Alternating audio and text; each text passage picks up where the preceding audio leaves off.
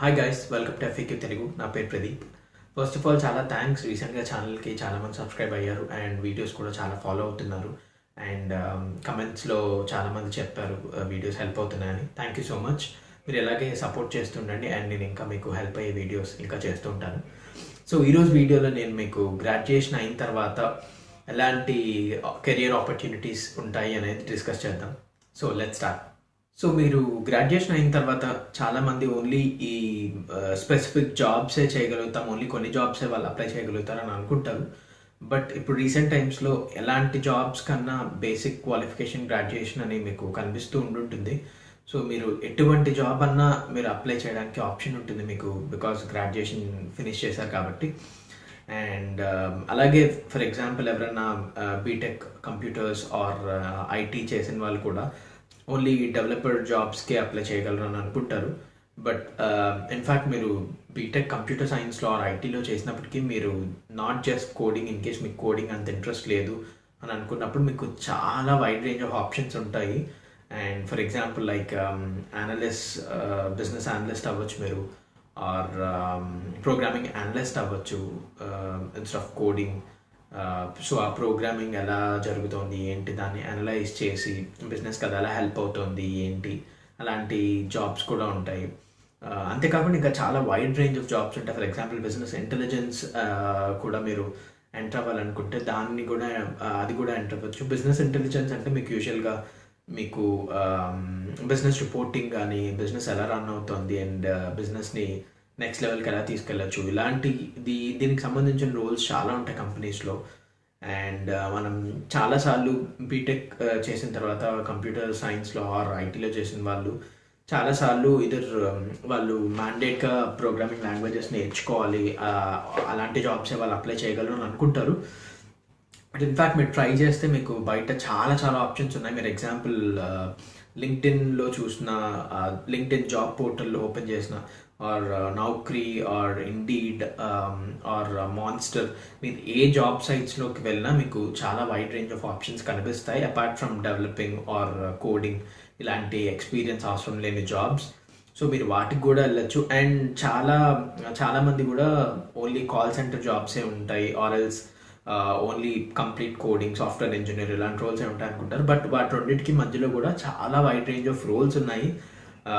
మీరు ఖచ్చితంగా call centre జాబ్సే తీసుకోవాలని ఏం రూల్ లేదు. ఇన్ కేస్ మీకు కస్టమర్ సర్వీస్ ఇష్టం, మీరు ఫోన్లో మాట్లాడాలనుకుంటున్నారు, మీకు అలాంటి కైండ్ ఆఫ్ జాబ్ ఇష్టం అనుకున్నప్పుడు మీరు డెఫినెట్గా దాన్ని చూస్ చేసుకోవచ్చు.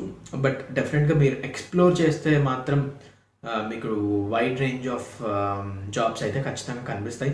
ఫర్ ఎగ్జాంపుల్ నేను నా ఎక్స్పీరియన్స్లో తీసుకుంటే, నేను చదివింది B Tech in information technology. But నేను ఫస్ట్ చేసిన జాబ్ గూగుల్లో ఫ్రాడ్ ఇన్వెస్టిగేషన్ అనలిస్ట్గా చేశాను. సో ఫ్రాడ్ ఇన్వెస్టిగేషన్ అనలిస్ట్ అంటే మీకు యూజువల్గా గూగుల్ ప్లే త్రూ ఎవరైనా ఏదైనా పర్చేస్ చేసినప్పుడు వరల్డ్ వైడ్ ఆ ట్రాన్సాక్షన్స్లో ఏదైనా ఫ్రాడ్యులెంట్ ట్రాన్సాక్షన్ ఉందా, ఆర్ అన్ని ఏవైతే జెన్యూన్ ట్రాన్సాక్షన్స్ ఉన్నాయి, ఫ్రాడ్యులెంట్ ప్యాటర్న్స్ ఏమున్నాయి, ఎవరైనా కార్డ్స్ స్టీల్ చేసి ట్రాన్సాక్షన్స్ ప్లేస్ చేస్తుంటే వాళ్ళు ఎక్కడి నుంచి ప్లేస్ చేస్తున్నారు అవి అనలైజ్ చేసి అలాంటివి రికార్డ్ చేసి. సో అది complete new kind of role. Even అప్పుడు నేను బీటెక్ ఫినిష్ చేసిన తర్వాత నాకు తెలియలేదు అలాంటి జాబ్ ఉంటుంది అని. సో ఐ థింక్ నాకు అప్పుడు ఎవరు అంతగా గైడ్ చేసిన వాళ్ళు లేరు కాబట్టి ఐ థింక్ అది నేను ఓన్గా తెలుసుకున్నాను. నాకు తెలిసి ఇలాంటి ఇన్ఫర్మేషన్ చాలామందికి హెల్ప్ అవుతుంది. బికాజ్ చాలామంది నేను అడగడం విన్నాను, అంటే ఏ ప్రోగ్రామింగ్ లాంగ్వేజ్ నేర్చుకోవాలి, ఆర్ కాల్ సెంటర్ జాబ్స్కి స్టిక్ అయిపోయి వేరే జాబ్స్ మూవ్ అవ్వాలని ట్రై చేస్తూ ఉంటారు ఫ్రెషర్స్ చాలామంది. బట్ మీరు ఖచ్చితంగా మీరు వెయిట్ చేసి అప్లై చేసి చూస్తే మీకు చాలా డిఫరెంట్ రోల్స్ కనిపిస్తాయి. ఫర్ ఎగ్జాంపుల్ బీటెక్ పాస్ అయిన ఆర్ గ్రాడ్యుయేషన్ ఫినిష్ చేసిన ఎవరైనా ఫ్రెషర్స్ అనలిస్ట్ రోల్స్కి అప్లై చేయొచ్చు. బిజినెస్ అనలిస్ట్ అవ్వచ్చు, ఆర్ ప్రోగ్రామింగ్ అనలిస్ట్ అవ్వచ్చు, ఆర్ సిస్టమ్స్ అనలిస్ట్ అవ్వచ్చు. బిజినెస్లో ఉన్న సిస్టమ్స్ అన్ని అనలైజ్ చేసి డాక్యుమెంట్ చేసి వాటి గురించి రిపోర్ట్స్ రెడీ చేయడం, ఇలాంటి జాబ్ డ్యూటీస్ ఉంటాయి అటువంటి రోల్స్లో. అండ్ మీకు అలాగే చాలా డిఫరెంట్ వెరైటీస్ ఆఫ్ రోల్స్ ఉంటాయి. మీరు ఓన్లీ కొన్నిటికే స్టిక్ కావాల్సిన అవసరం అయితే ఖచ్చితంగా లేదు. అండ్ ఇప్పుడు నేను చెప్పినట్టు చాలా జాబ్ పోర్టల్స్ ఉన్నాయి, నేను అవి డిస్క్రిప్షన్లో కూడా ఇస్తాను. మీరు వాటిల్లో వెళ్ళి మీ సీవీ కనుక మీరు బేసిక్ సీవీ రెడీ చేసుకుని ఆ జాబ్స్కి అప్లై చేస్తే మీకు ఖచ్చితంగా వేరే జాబ్స్కి కూడా ఇంటర్వ్యూస్ కాల్స్ వస్తాయి. అండ్ మీరు అది సక్సెస్ఫుల్గా ఫినిష్ చేస్తే, క్లియర్ చేస్తే మీకు ఖచ్చితంగా డిఫరెంట్ జాబ్స్లో కూడా ఎంటర్ అవుతారు. అండ్ మీ కెరియర్ కూడా కొంచెం ఇంట్రెస్టింగ్గా అనిపిస్తుంది రెగ్యులర్ జాబ్స్ కాకుండా. అండ్ మోరోవర్ ఇన్ కేస్ మీరు ఇలాంటి ప్రైవేట్ కంపెనీస్లో జాబ్స్ చేయాలి అనుకుంటే ఇలాంటి డిఫరెంట్ జాబ్స్ ఉంటాయి. అండ్ ఇన్ కేస్ ఎవరైనా హయ్యర్ స్టడీస్ చేయాలనుకుంటే మాత్రం మీరు రీసెర్చ్ చేసి ఏ కంట్రీకి వెళ్ళాలనుకుంటున్నారు ఏంటి, దానికి సంబంధించిన ఎగ్జామ్ ఏంటి, for example IELTS or TOEFL or ఇలాంటి entrance exams, English language proficiency test రాసి దాని త్రూ మీరు ఫారిన్ కంట్రీస్లో మాస్టర్స్కి కూడా అప్లై చేయొచ్చు. అండ్ బట్ దానికంటే ఇంపార్టెంట్ విషయం ఏంటంటే చాలామంది ఫారిన్ వెళ్తే మనకి జాబ్ వచ్చేస్తుంది కన్ఫర్మ్గా అని అనుకుంటారు. బట్ ఇట్ డిపెండ్స్, లైక్ కొంచెం మీకు లక్ కూడా ఎంతో కొంత ఫేవర్ చేస్తుంది. మీకు టాలెంట్ ఉన్నప్పటికీ ఆర్ మీరు ఆ కోర్స్ చాలా డిమాండ్లో ఉన్నప్పటికీ మీ ఎక్స్పీరియన్స్ ఇదంతా కూడా మ్యాటర్ అవుతుంది. అండ్ ఆ టైంలో జాబ్ మార్కెట్ ఎలా ఉంది, ఇవన్నీ కూడా చాలా డిఫరెంట్ ఫ్యాక్టర్స్ ప్లే చేస్తాయి. అందుకే కొంచెం పార్ట్ ఆఫ్ లక్ అని అన్నాను. బికాస్ చాలా కండిషన్స్ మీరు మీట్ అయినప్పుడు మాత్రమే మీకు వీసా స్పాన్సర్ చేయడం ఇలాంటివన్నీ జరుగుతాయి. యూజువల్గా ఇప్పుడు చాలా వరకు మార్కెట్లో అంతా జాబ్ మార్కెట్ అంతా చాలా కంట్రీస్ కంపేర్ చేసుకునే US or US, Europe or other ఇంకేమైనా కంట్రీస్ ఆర్ కెనడా, ఇలా మీరు ఏ కంట్రీస్ అయినా కంపేర్ చేసుకున్నా జాబ్ మార్కెట్ చాలా వరకు సాచ్యురేట్ అయింది. అదే మీకు ఇన్ కేస్ ఏమైనా స్పెసిఫిక్ స్కిల్స్ ఆర్ మీరు ఆల్రెడీ కొన్ని ఇయర్స్, ఒక 1-2 years ఆఫ్ ఎక్స్పీరియన్స్తో వెళ్తే మీకు ఇంకా చాలా హెల్ప్ అయ్యే ఛాన్స్ ఉంది. ఆర్ఎల్స్ మీకు నిజంగా హైయర్ ఎడ్యుకేషన్ చాలా ఇంట్రెస్ట్ ఉంది, మీరు డెఫినెట్గా గ్రాడ్యుయేషన్ అయిన వెంటనే చేయాలనుకుంటే మటుకు డెఫినెట్గా మీరు ఎంట్రన్స్ ఎగ్జామ్ రాసి వేరే ఫారిన్ కంట్రీస్లో మాస్టర్స్కి అప్లై చేయొచ్చు డెఫినెట్గా. అండ్ డెఫినెట్గా మాస్టర్స్ ఫ్రమ్ ఫారిన్ యూనివర్సిటీ చాలా హెల్ప్ అవుతుంది మీ ప్రొఫైల్కి. బట్ అగైన్ ఇన్ కేస్ మీరు ఒకవేళ ఇండియా బ్యాక్ వచ్చేసిన, ఒకవేళ మాస్టర్స్ చేసిన తర్వాత కూడా మీకు అది ఎంతో కొంత హెల్ప్ అవుతుంది. కానీ మీకు అది కంప్లీట్గా life changing, career changing factor అయితే అంతగా అవ్వకపోవచ్చు. బికాజ్ ఈ రోజుల్లో చాలామంది ఎంత చదువుకున్న కంపెనీస్లో కానీ ఎక్కడన్నా నేను గమనించిన దాంట్లో చూసేది వాళ్ళు ఎంత ఎక్స్పీరియన్స్ ఉంది అనేది చూస్తున్నారు. కానీ ఆ వర్క్ వాళ్ళకి తెలుసా, వాళ్ళు ఆల్రెడీ అలాంటి వర్క్ చేస్తున్నారా, అలాంటి రోల్ వాళ్ళు చేస్తున్నారా, హ్యాండిల్ చేయగలరా, ఇలాంటివే చూస్తున్నారు. కానీ ఏం చదువుకున్నారు, ఆ చదువులో అంటే చదువుని వాళ్ళు అంత 100% ప్రయారిటీ ఇచ్చి చూసే ఛాన్సెస్ ఇప్పుడు తక్కువ ఖచ్చితంగా. కానీ ఎంతో కొంత ఒక 30-40% దాని క్రైటీరియా ఉంటుంది.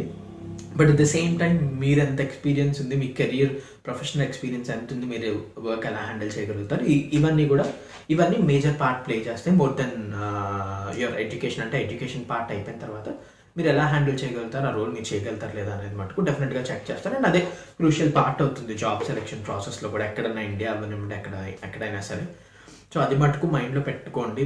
బికాజ్ మీరు చాలా మనీ స్పెండ్ చేసి, చాలా టైం స్పెండ్ చేసి, చాలా కష్టపడి వేరే ఫారిన్ కంట్రీస్కి వెళ్ళి చేయాల్సి ఉంటుంది. అండ్ అది చేసిన తర్వాత మీకు ఇమీడియట్గా రిజల్ట్స్ రానప్పుడు మీరు అప్పుడు రిగ్రెట్ అయ్యేదానికంటే మీరు ముందరే కొంచెం ప్రీ ప్లాన్ చేసుకుని ప్రిపేర్ అయ్యి ప్రాక్టికల్గా ఆలోచించి డెసిషన్ తీసుకుంటే మనకు చాలా హెల్ప్ అవుతుంది. And at the same time in case ఎవరైనా గవర్నమెంట్ జాబ్స్కి దానికి అప్లై చేయాలనుకుంటే దాని ప్రాసెస్ చాలామందికి ఆల్రెడీ తెలిసే ఉండొచ్చు. ఎలాంటి గవర్నమెంట్ రోల్కి చూస్తున్నారు అండ్ దానికి రెలవెంట్ ఎగ్జామ్స్ ఏంటి, దానికి ప్రిపేర్ అయ్యి అండ్ దానికి ఎగ్జామ్ తీసుకుని దాన్ని బట్టి గవర్నమెంట్ రోల్స్కి అప్లై చేయొచ్చు. ఆర్ఎల్స్ ఇంకొంతమంది ఎవరికన్నా వాళ్ళకి ఏదైనా ఫైనాన్షియల్ సపోర్ట్ ఉంది ఫ్యామిలీలో అనుకున్నప్పుడు ఏమైనా బిజినెస్ కూడా వెంచర్ అవ్వచ్చు. బిజినెస్లో కూడా వాళ్ళకి ఏమైనా యూనిక్ ఐడియా ఉంది ఆర్ వాళ్ళకి ఏమైనా ఒక డిఫరెంట్ బిజినెస్ ప్లాన్ ఉంది, అది డెఫినెట్గా వర్కౌట్ అవుతుంది అనుకున్నప్పుడు డెఫినెట్గా బిజినెస్లో కూడా ఎంటర్ అవ్వచ్చు. బట్ మేక్ షూర్ మీరు ఏదైనా బిజినెస్ చూస్ చేసుకునేటప్పుడు దానికి మార్కెట్లో డిమాండ్ ఎంత ఉంది ఏంటి ప్రాపర్గా రీసెర్చ్ చేసి చూడండి. బికాజ్ రీసెంట్గా నేను చాలామందిని యంగ్ గ్రాడ్యుయేట్స్ని, ఫ్రెషర్స్ని చాలామంది చూసాను బిజినెస్ ఇన్వెస్ట్ చేసేటప్పుడు వాళ్ళు ప్రాపర్ డీటెయిల్స్ కనుక్కోకుండా ఇన్ కేస్ లైక్ ఫ్రాంచైజీస్లో ఇన్వెస్ట్ చేయడం, వాటిల్లో ఇన్వెస్ట్ చేసేటప్పుడు మీరు వాళ్ళ బ్యాక్గ్రౌండ్, ఆ ఫ్రాంచైజ్ బ్యాక్గ్రౌండ్ డీటెయిల్స్ కనుక్కోకుండా మీరు ఇన్వెస్ట్ చేస్తే మీకు చాలా రిస్క్ అయ్యే ఛాన్స్ ఉంది. సో ఐ థింక్ బిజినెస్ ఎవరైనా చేద్దాం అనుకున్నప్పుడు ఇన్వెస్ట్ చేసేటప్పుడు మటుకు మీరు టైం తీసుకుని ప్రాపర్గా కంప్లీట్గా రీసెర్చ్ చేసి దాని తర్వాతే మీరు బిజినెస్లోకి దిగితే బెటర్ అనే నా feeling. So that's all. Overall మీకు ఐ హోప్ నేను డిఫరెంట్ ఆప్షన్స్ కవర్ చేశానని అనుకుంటున్నాను.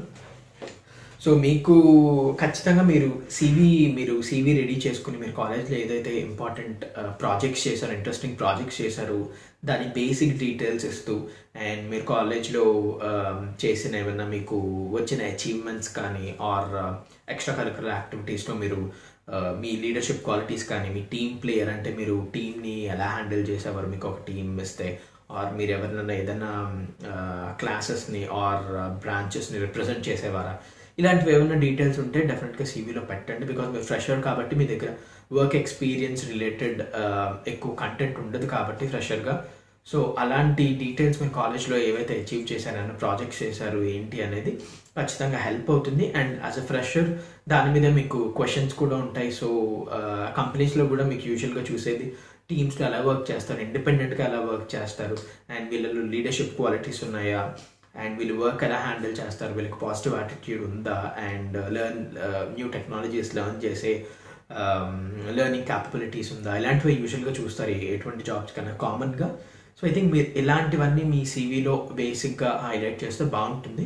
అండ్ మీరు సీవీ చేసుకునేటప్పుడు ట్రై టు, అంటే మీ సీవీ మరీ టూ లెంతీ కాకుండా కొంచెం షార్ట్గా ఉండేలాగా, షార్ట్ అండ్ క్రిస్ప్గా ఉండేలాగా చూసుకోండి. అండ్ మీ సీవీ చేసినప్పుడు కూడా మీరు కొంచెం ప్రొఫెషనల్గా ఉండేలా చూసుకోండి. గ్రామటికల్గా అండ్ స్పెల్లింగ్స్ ఏమన్నా ఏం మిస్టేక్స్ లేకుండా చెక్ చేసుకోండి.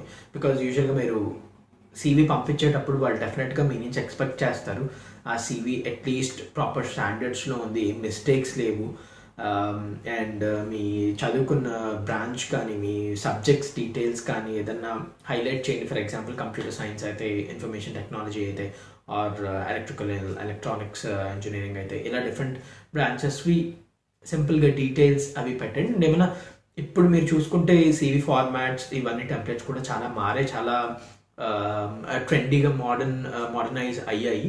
సో మీరు ఓల్డ్ టెంప్లెట్స్ కాకుండా కొంచెం new kind of CV templates వాడడానికి ట్రై చేయండి. బికాస్ ఇదే మీకు బెస్ట్ ఛాన్స్. వాళ్ళకి రోజుకి కంపెనీస్కి చాలా సీవీస్ వస్తాయి. సో మీ సీవీ కనుక ఇన్ ఎనీవే స్టాండ్అవుట్ అవ్వగలిగితే, ఇదర్ ఇట్ బీ లైక్ లుక్లో కానీ ఆర్ డీటెయిల్స్లో కానీ ఆర్ మీరు ప్రజెంట్ చేసిన విధానంలో కానీ వాళ్ళకి నచ్చితే మీకు ఇంటర్వ్యూకి పిలిచే ఆప్షన్స్ చాలా ఎక్కువ ఉంటాయి, బెటర్గా ఉంటుంది. అండ్ మోర్ ఓవర్ మీకు ఏ జాబ్స్ అప్లై చేయాలన్నా ఫస్ట్ ఆఫ్ ఆల్ ఒక ఇంపార్టెంట్ విషయం, చాలామంది పర్సంటేజెస్ చాలా క్రూషియల్ పార్ట్ ప్లే చేస్తాయి అనుకుంటారు. లైక్ పర్సంటేజెస్ ఖచ్చితంగా ఇంపార్టెంట్ పార్ట్ ప్లే చేస్తాయి. But end of the day మీకు కమ్యూనికేషన్ స్కిల్స్ ఎలా ఉన్నాయి, మీరు ఇంగ్లీష్లో ఎలా కమ్యూనికేట్ చేయగలుగుతారు అనేది మటుకు డెఫినెట్గా మీకు డిసైడింగ్ ఫ్యాక్టర్ అవుతుంది మీ జాబ్ ఇంటర్వ్యూ ప్రాసెస్లో. మీరు ఫస్ట్ నుంచి కమ్యూనికేషన్ స్కిల్స్ మీద వర్క్ చేసి ఇంటర్వ్యూలో మీరు స్ట్రాంగ్గా, కాన్ఫిడెంట్గా మీరు ఆన్సర్ చేయగలిగితే మటుకు ఖచ్చితంగా మీరు ఎలాంటి జాబ్ అన్నా మీరు తెచ్చుకోగలుగుతారు. So communication skills are very very important. ఒక్కసారి మీరు ఇంటర్వ్యూస్కి వెళ్ళే ముందు ఒకసారి రిహార్స్ చేసుకుని common interview questions and answers prepare అయ్యి ఒకసారి మీరు చూసుకోండి before attending an interview. So మీకు హెల్ప్ అవుతుంది అది ఖచ్చితంగా. So that's all.